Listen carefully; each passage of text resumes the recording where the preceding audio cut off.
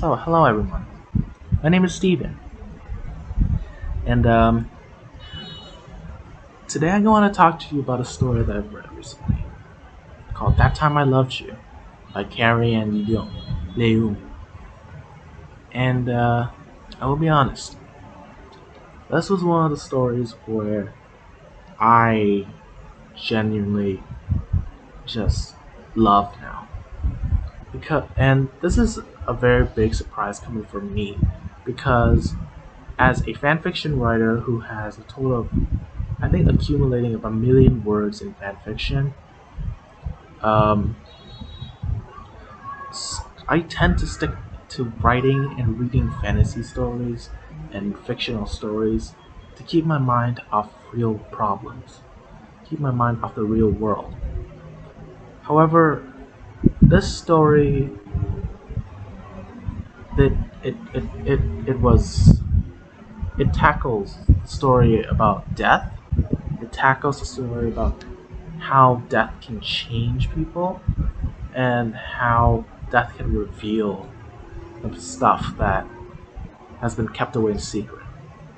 I know there's a saying that says that somebody buries their secret along with them, but this story kind of reveals that death can actually reveal some stuff that we don't know.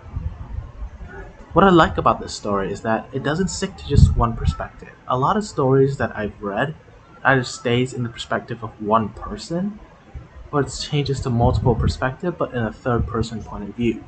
This mixes everything. And not only that, this is technically not a full book story. This is actually more so a collection of short stories inside the story. And and every chapter is a different perspective.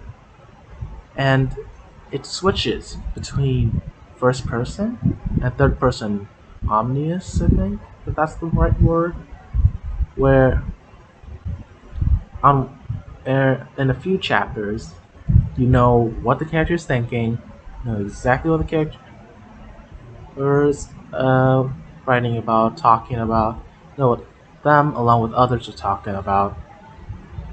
But then other times you're restricted to one person's perspective. In this story, it's June Lee in some of the chapters.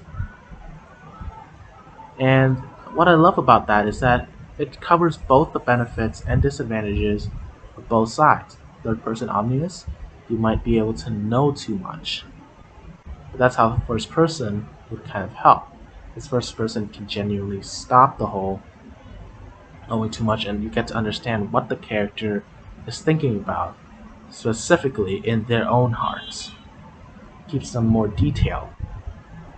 Then third person omnius just switches to multiple perspectives from one's perspective, just so that we know what, just so that we know like what is this character thinking about and what they want as their motivation, but still knowing what the other's intents are.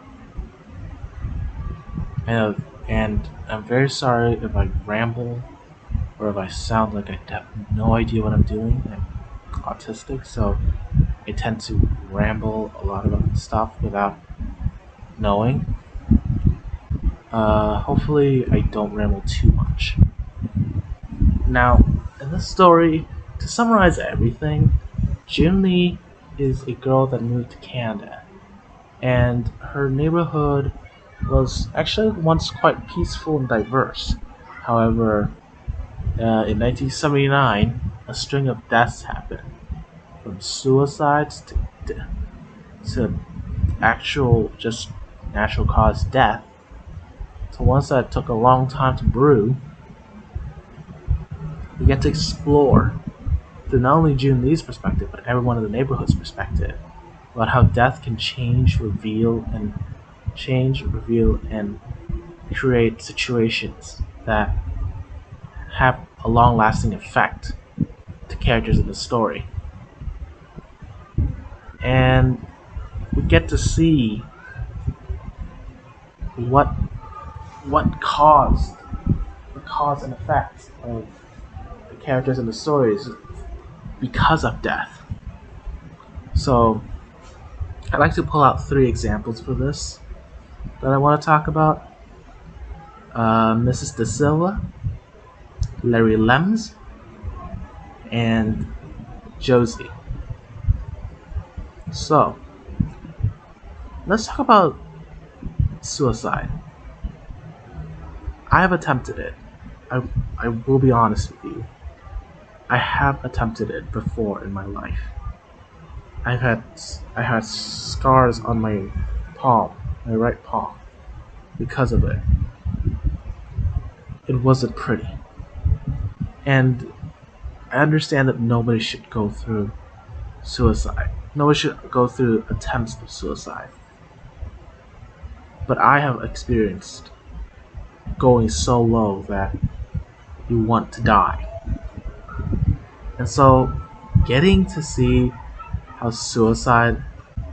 how other people's suicides start brewing over from a long time that made them end up with suicide kind of brings me back to the fact that I have not that I was very happy that I was a chicken. That I did not go full through and actually stab myself. So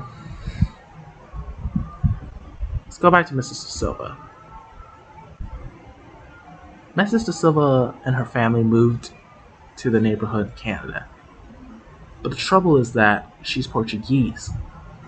She has no idea how to speak English.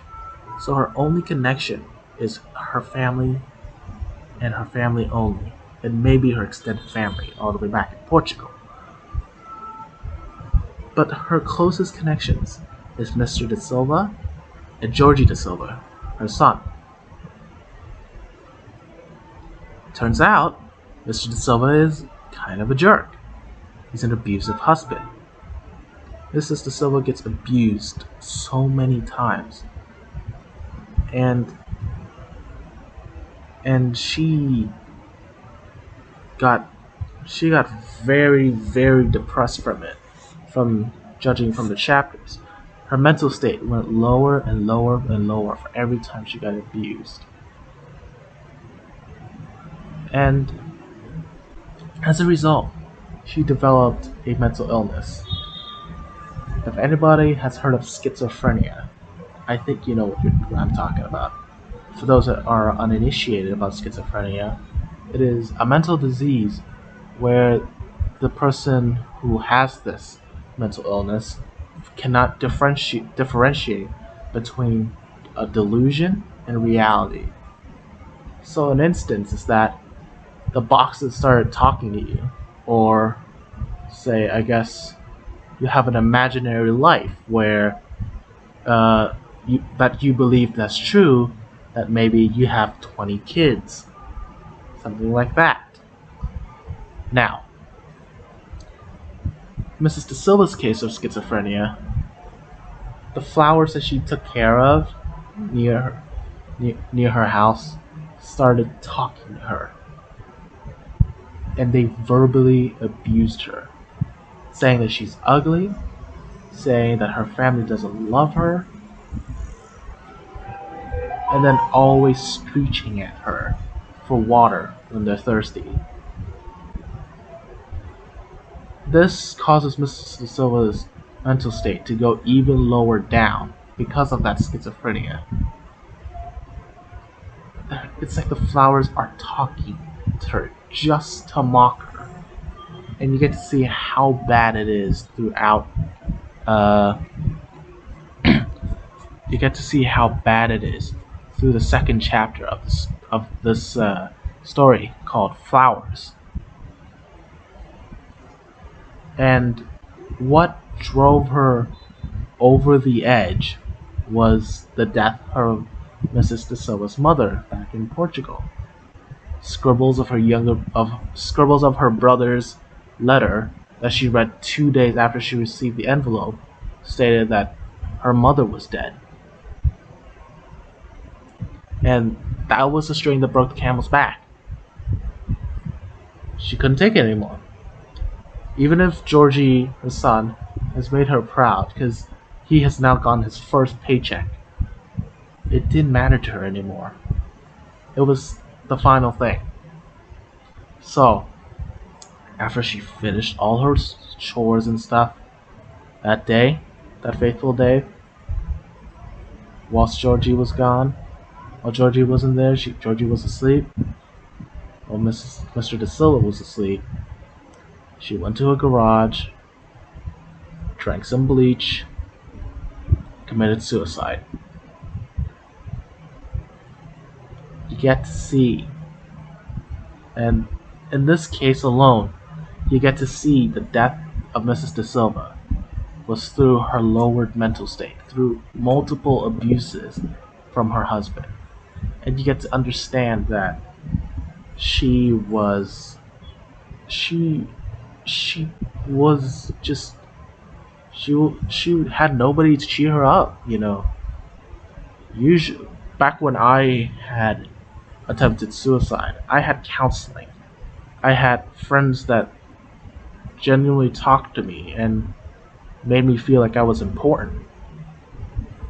In the case of Mrs. De Silva, Georgie was the only one who could do that. But at the same time, though, the amount of abuse she got from Mrs. De Silva for just talking in general has kept her quiet from actually talking to Georgie and counseling with him, or just talking with him to raise her mental state and talking herself out of the situation. All that buildup caused her to finally snap and lose it. She lost herself in this battle, and she decided that drinking bleach was the best idea to let herself go, to finally taste happiness and bleach, but that's besides the point. Now, let's talk about another death. Mr. Lems, through the eyes of Larry Lems, his son.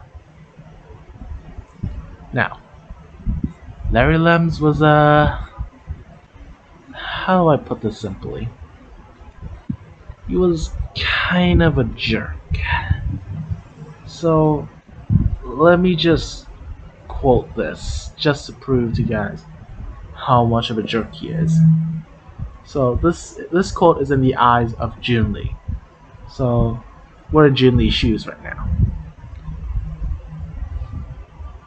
When I heard his voice, I ran upstairs to my room like a scared rabbit. At school, everyone knew to keep their distance. Larry hated all the kids, not just in our class, but in all of grade 6. He called us by a variety of names depending on what bothered him with us. Sean was fatso, Cindy was effing idiot, Damien was, and I will bleep this out, R something something tard. Darren was the derogatory N-word to black people. Again, I will not say what it is. Nav was F something something T, a derogatory term for gay people.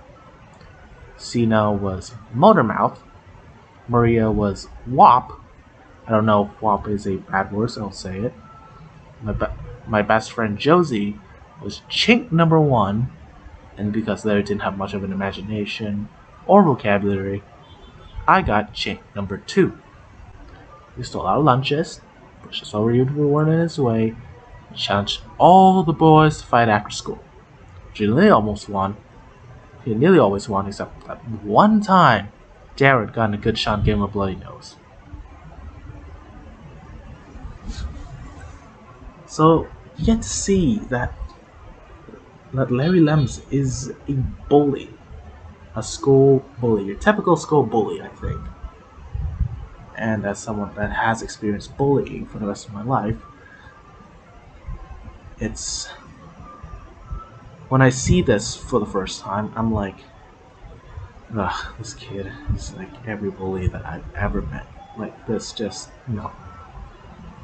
Oh, no mean to brag, but I was the anti-bullying ambassador in grade 9.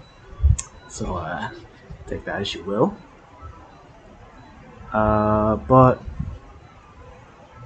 bullying also has a giant effect on my life, so that's why I'm also kind of wanting to put this out as well. But it turns out that Larry wasn't bullying because he is just a bad kid in nature. As a matter of fact, we get to know who the heck turned him that way. His dad, Mr. Lems. Turns out, Mr. Lems is also kind of a jerk. So, when Larry Lems may or may not have stolen the lawnmower from Jun Lee's house and got caught, guess what Mr. Larry did? He abused the heck out of this kid. He gave him a whooping of his life and called him with so many names that, according to Jun Lee, a kid his age should never hear. Remember when I said those derogatory words that I had to bleep out? Or that I had to censor myself out? Yeah, I'm pretty sure those words came from a certain somebody.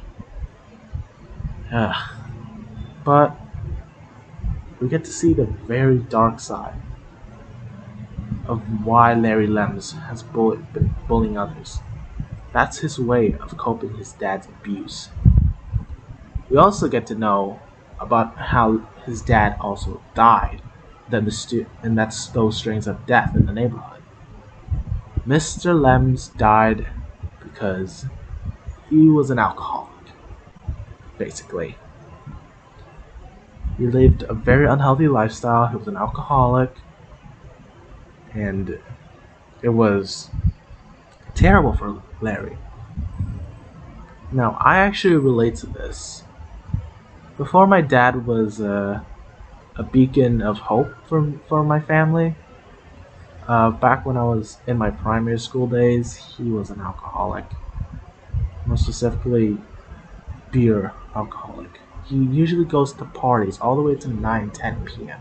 with his colleagues. He would go home pretty much drunk out of his butt, and I would be scared to talk to him because I remembered clearly the one time that I said something bad or something wrong that happened in school, and he got so pissed off, he whacked me with a clothes hanger, to the point where it broke. He smacked me with it so hard, so many times, that it broke the metal. Let me repeat: a metal clothes hanger. It actually snapped. It was that bad. And then he made me kneel against the door until 3 in the morning. When I finally get to go to sleep, my behind was so numb, that I was so in pain, that my mother had to bring some sort of like essential oils to it. And I lacked sleep so much I fell asleep in class multiple times that day. So yeah, an alcoholic is terrible. And so going back to the story, you have to see that when you're but you see, Lems's dad and my dad, Larry Lems's dad and my dad had something in common when they're drunk. They are not conscious about the consequences. They're unconscious people. They are not somebody that thinks about what happens next. So they just do whatever the heck it is when they're drunk. And then once they're stopped drunk, the damage has already been done. In my case, it was just days of PTSD and being so scared of my dad that I sometimes wish that he's just 7 feet away from me. And when I first got my new PC/laptop, I stayed there. I use it, I play it there. Because A, addiction, and B, I did not want to interact with my dad, period. You can see that the unconsciousness of a drunk person has caused the abuse of their own family members. In the case of Larry Lems, he was abused so much that he turned to school to abuse others so that they could be harassed, so that he could harass those and to cope with the abuse that his dad has to deal with. I mean, that his dad has given to him. Sorry. It is just terrible to see. And when Mr. Lems died because of his alcoholism, you would have expected Larry Lems to be over the moon that the person that abused him is dead. But instead, turns out, Larry Lems was distraught. Larry Lems was very sad, and he almost turned introverted if it weren't for the fact that he was still bullying others. When he's not doing that, he's basically extremely introverted. And this makes sense, somewhat. I'd like to refer to this as like a less intimate version of Stockholm Syndrome, where instead of the Stockholm Syndrome that we normally know, is that the person that got kidnapped or did some stuff or were abused would be infatuated with somebody that had abused them or kidnapped them. Instead, uh, is that this is more of like a father-son love, not a whole, you know, intimate love kind of feeling. Where Larry Lems loved his dad because he abused him. You know, if you know what I mean. I know it sounds crazy, but Larry Lems still loved his dad, despite the amount of abuse he has gone through. Larry Lems was a good kid, but not anymore with Mr. Lems. However, you can and you get to see the stress that has taken over him after the death of his dad. It is a sin that Larry was not explored more, at least in my opinion, in this story, for at least for me, because I would really love Larry to have a redemption story that the shackles of abuse that he has to go through is also the shackles of why he was bullying others. That's one of my pet peeves for the story, but that doesn't matter. Carrie Ann already made a masterpiece, at least in my opinion. But going through what Larry Lems has gone through, you get to see that alcoholism and abuse has turned Mr. Lems into an abusive father, and in turn turned Larry Lems into an abusive student, where he pu- where he bullied every student that was there. And it's sad because the saying like father like son has never been so true. And when the death of Mr. Lems happened, instead of feeling happy and over the moon, Larry was distraught. You get to see that he somehow still has affection to his father despite the abuse that he has gone through. It is a sad reality that I think most people with a single mom or a single dad have to go through after a divorce or with mom or dad getting killed. It is sad, but it's also very realistic. Very sorry, my throat is very dry.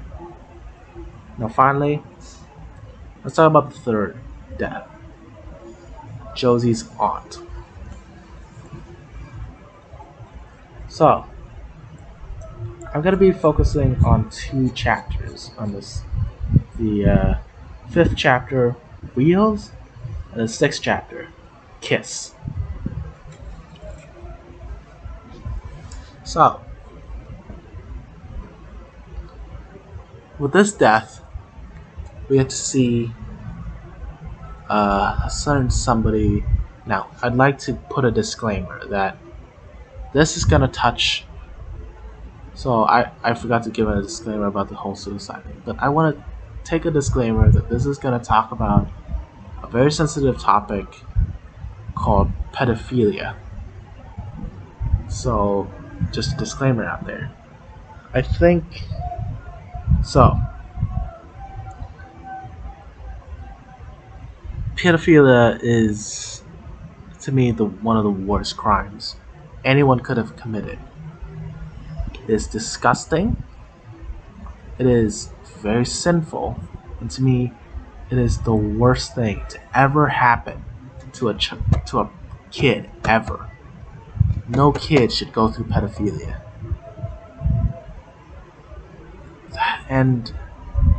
Or actually sexual molestation. This is what happened to Josie. Now, I will say it, Uncle Bill didn't actually, bend her over and raped her. No. But what he did was still pedophilia and still very wrong. And what was the catalyst that triggered it? Josie's aunt's death. Let me explain. So, in the very ending of Wheels, so I'm a scroll. At the very ending of chapter Wheels, page 61, actually 60, Josie reveals to June that she had her first kiss. June was curious and asked who was it. Josie shook her head and she wasn't going to tell. June knew that something has changed between them permanently. That now there's some sort of wall that is separating them. June, out of curiosity, asked, "Did you like it?" Josie didn't answer. Just a slight, And June asked, "Teeth, right?" This was actually a jab to June's first kiss with a guy named Bruce. And it was just teeth, basically, for her. It's not a gentle kiss, it's just a teeth kiss. It's supposed to be referencing that, unknowing about the intentions of it. So, what exactly happened? So, Josie's aunt has to go through. Josie actually likes to work, to do chores. So, she usually goes to Uncle Bill and her aunt's house, Aunt Louisa. I hope I said that name right. Louisa. I'll just call her Louisa. Her Aunt Louisa is Uncle Bill. She usually goes to that house to do the chores for them. However, turns out Aunt Louisa has cancer. She had to go to hospital and go through chemotherapy. Uncle Bill was devastated, and he wanted to help, but he couldn't do anything. It is Aunt Louisa who has cancer. Following the days before Aunt Louisa's death, we got to see a very dark side of Uncle Bill. And turns out he has a liking towards kids. Turns out. In the desperation of needing the love that Aunt Louisa has left because of her cancer, he turned to Rosie. He turned to Josie. Sorry about that.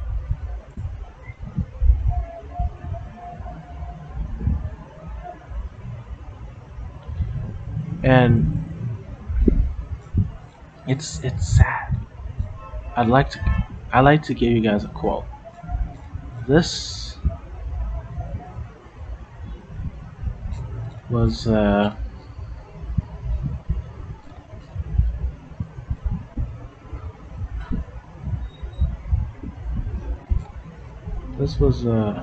just depressing. I know. I'm sorry, but I'm kind of choking up right now because this is actually disgusting. This is disgusting for me, at least. So, page 71.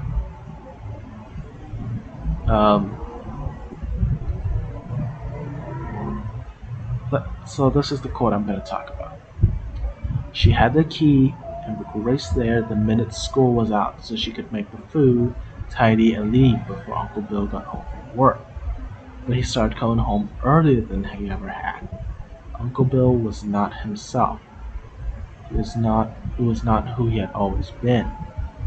He would come to her swiftly when she was doing whatever she was doing, grab her and hold her to him, sometimes kissing her on the mouth, pushing his tongue in. And once he started making little panting noises, and also up her t-shirt to feed her mosquito bite-sized breasts. Each time, he was becoming wilder. He ground his torso against her back and breathed heavily into her hair. And then he would stop, not because she wrenched away, but because he wrenched himself away. Every time, he'd turn around and jam his hand to the air in front of him like he was stopping a runaway subway train. I love you so much, Josie. You're very special to me. To us, he said. He started doubling her pay, giving her $20 each week. That quote alone should disturb you. Uncle Bill, after the death of Aunt Louisa, turned into a child pedophile. This is wrong. This is just wrong what Uncle Bill was doing. The death of somebody has caused this person to become somebody that is not only despicable, but breaking a law that I think everyone would condemn. He was sexually harassing. Sexually harassing Josie, and he was doing stuff that is disgusting. He kissed an 11-year-old girl's mouth. Because let's remember, Josie was best friend with June. They're both classmates, and they're all grade 6, so we can assume that they're 11. This is wrong. This is really wrong. And with this, you get to see that the death of your loved one, Uncle Bill craved for some sort of affection. And guess who it was that he turned the intimate affection to? Josie. And from what I can tell from the last sentence of that quote, he basically paid hush money to Josie to never tell anyone about what happened between him and her. This is a disgusting behavior. but it proves to show that death can reveal something from somebody that just is super different from what they used to be. With the death of Aunt Louisa, Uncle Bill turned into a pedophile at this point. And it's disgusting. I know I said it a million times because this really irks me. It's just not cool. And it's true, and I feel very bad for Josie. I am very privileged to be born a male, to be completely honest, because I have not had any experience with sexual harassment from anybody, and I was privileged to be a male. That, and jokingly, I say I'm privileged to be a very ugly-looking male. That nobody would want to touch me because I wouldn't have to deal with the potential of going through what Josie has to go through. And I'm lucky to have family members that aren't this abusive. And seeing what Josie goes through, it just disturbs me. And you get to see that death can turn somebody from someone that is relatively innocent and is very caring to somebody that's caring too much, and it breaks the law, and they become somebody that you would never expect them to become. I think I've rambled about Josie's Uncle Bill a bit too much. I'm sorry, but it's just that this one is it just it kind of just makes me feel disgusted. Any sort of like rape or unwanted sexual misconduct, either Hassan getting raped from the kite runner to whatever Josie's having to deal with Uncle Bill, it's disgusting, you know. And so, at the end of the day, what have I picked up from this story? I'd like to conclude, like, what have I picked up? What have I learned from this story? What I've learned is that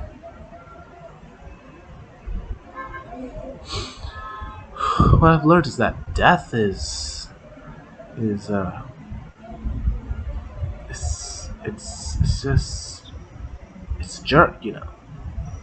I'm very tempted to use the B word, but I really want to keep this as PG in terms of me cussing as much as possible.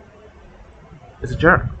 It just takes people away from you, and sometimes it's a good thing because it reveals somebody as not being as bad as they are, but on other times it turns people into monsters, breaks you, and it is not cool.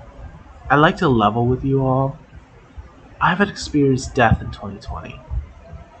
I've lost my granddad.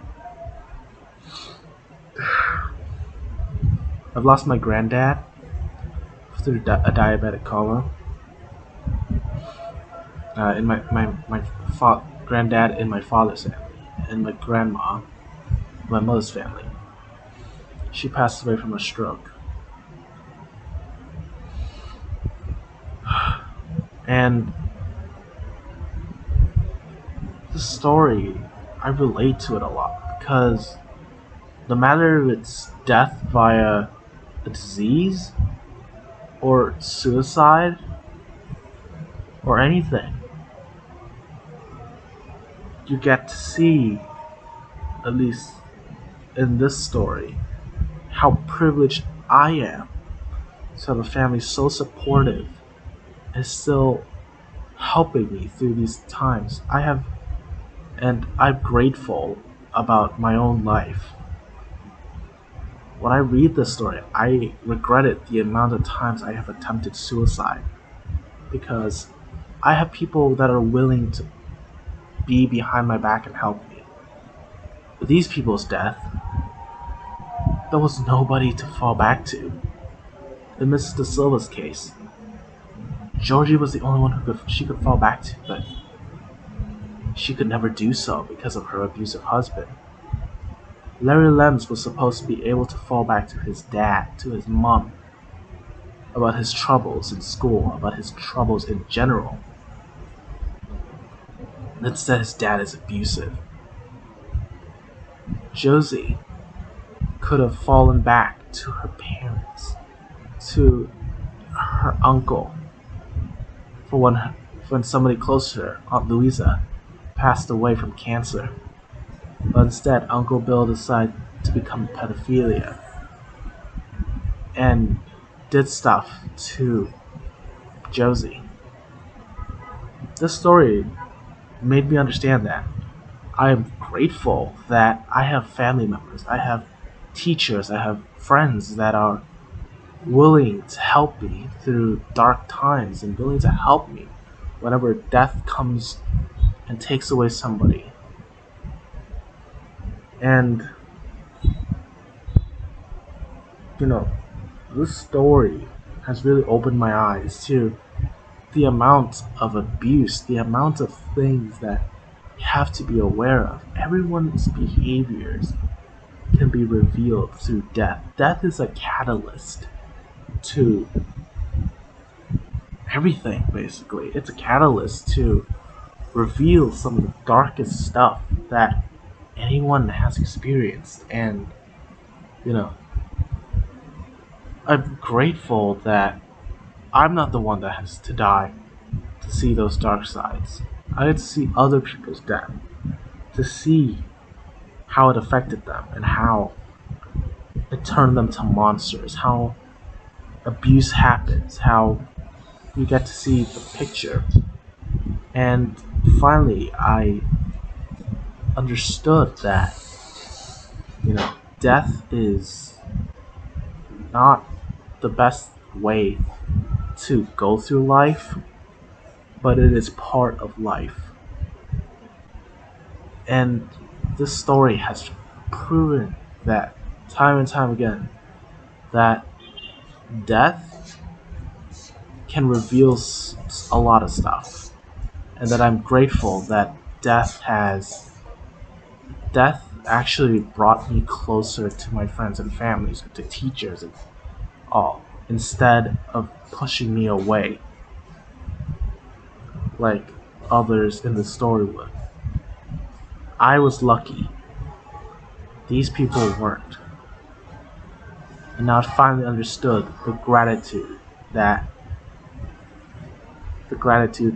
I have been looking away from for so long. And I get to see what death could do to people like these people, like these characters in the story. So, Carrie Ann Leung, I don't know if you're reading this, if you're listening to this, because this is a very long video. I ramble a lot, and this video is probably going to be pitch black, because this is just me talking. But thank you for writing this book.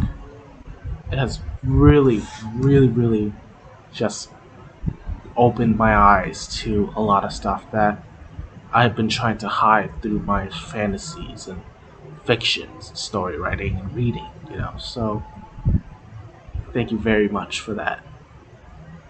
Anyways, my name is Steven, and that's what I think about That Time That I Loved You by Carrie Ann Leung. Hope you all enjoyed this 45-minute video, and I hope you guys would check out my other contents. It's not going to be as depressed as this, and I know this is going to be only part of my website, but